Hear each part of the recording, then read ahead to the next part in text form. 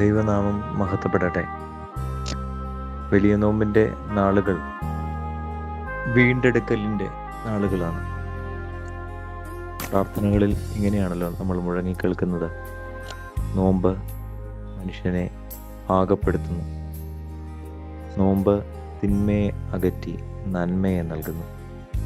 അതായത് എന്തൊക്കെയോ വീണ്ടെടുക്കുവാൻ വേണ്ടിയുള്ള കാലഘട്ടമാണ് ഈ നോമ്പിൻ്റെ നാളുകൾ.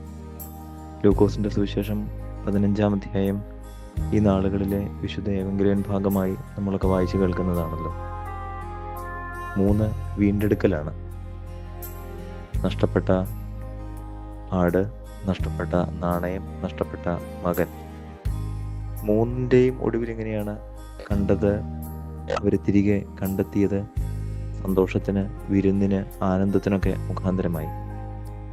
നഷ്ടപ്പെട്ട ആട് നഷ്ടപ്പെടുവാൻ കാരണം അതിൻ്റെ അജ്ഞതയാണ്. നാണയം നഷ്ടപ്പെടുവാൻ കാരണം അശ്രദ്ധയാണ്. കാരണം വീടിനുള്ളിൽ തന്നെയാണ് അത് വീണു പോയത്.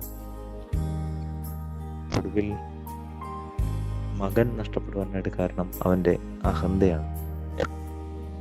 അജ്ഞതയും അശ്രദ്ധയും അഹന്തയും ഈ നോമ്പിൻ്റെ നാളുകളിൽ പലതും നമ്മളിൽ നിന്ന് നഷ്ടപ്പെടുത്തുന്നുണ്ട്.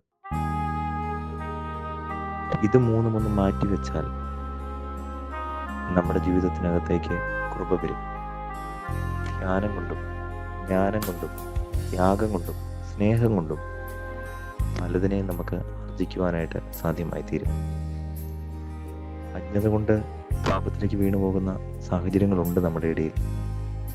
അശ്രദ്ധ കൊണ്ടും നമ്മൾ പാപത്തിലേക്ക് വീണു പോകുന്നുണ്ട്. പരിശുദ്ധനായ പൗലോസ് അപ്പോസ്തലൻ ഓർമ്മിപ്പിക്കുന്നത് പോലെ പൊട്ടച്ചൊൽ, കളിവാക്ക് ഇവയൊന്നും അരുത്, സ്തോത്രം അത്രേ വേണ്ടത്, നിങ്ങളുടെ വാക്ക് കൃപയോട് കൂടിയതായിരിക്കട്ടെ എന്നൊക്കെ പറയുമ്പോൾ അശ്രദ്ധ മൂലം എത്രയോ തവണയാണ് നമ്മൾ പിഴച്ചു പോകുന്നത്. എൻ്റെ വായിലെ വാക്കുകളെ നീ നിയന്ത്രിക്കണമെന്നൊക്കെ ഈ നോമ്പിൻ്റെ പ്രാർത്ഥനകളിൽ ഉരുവിടുന്നത് അതുകൊണ്ടായിരിക്കാം. ഒടുവിൽ അഹന്ത കൊണ്ടാണ് മകൻ ഭവനത്തിൽ നിന്ന് ഇറങ്ങിപ്പോകുന്നത്. അഹന്ത, അഹങ്കാരം, അസൂയ ഇതൊക്കെ ഒന്ന് നീക്കി വെച്ച് കഴിഞ്ഞാൽ നമ്മുടെ ജീവിതത്തിലേക്ക് വലിയ കൃപ പെരുകുവാനായിട്ട് ഇടയായിത്തീരും. ഈ വലിയ നോമ്പിൻ്റെ നാളുകൾ നഷ്ടപ്പെട്ടതൊക്കെ നമുക്ക് തിരിച്ചെടുക്കണം. എവിടെയൊക്കെയാണ് നമ്മൾ പാപത്തിലേക്ക് വീണുപോയത് അതിൽ നിന്നൊക്കെ ഒരു കര കയറി വരണം.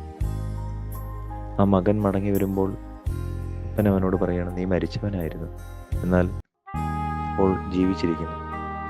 ഈ വലിയ നോമ്പ് അവസാനിക്കുമ്പോൾ നമുക്ക് നമ്മുടെ ഹൃദയത്തോട് പറയണം, നമ്മൾ പലവിധമായ കാരണങ്ങളാൽ മരിച്ചവരായിരുന്നുവെങ്കിലും ഇപ്പോൾ ജീവിക്കുന്നവരാണ്, ജീവനുള്ളവരാണ്.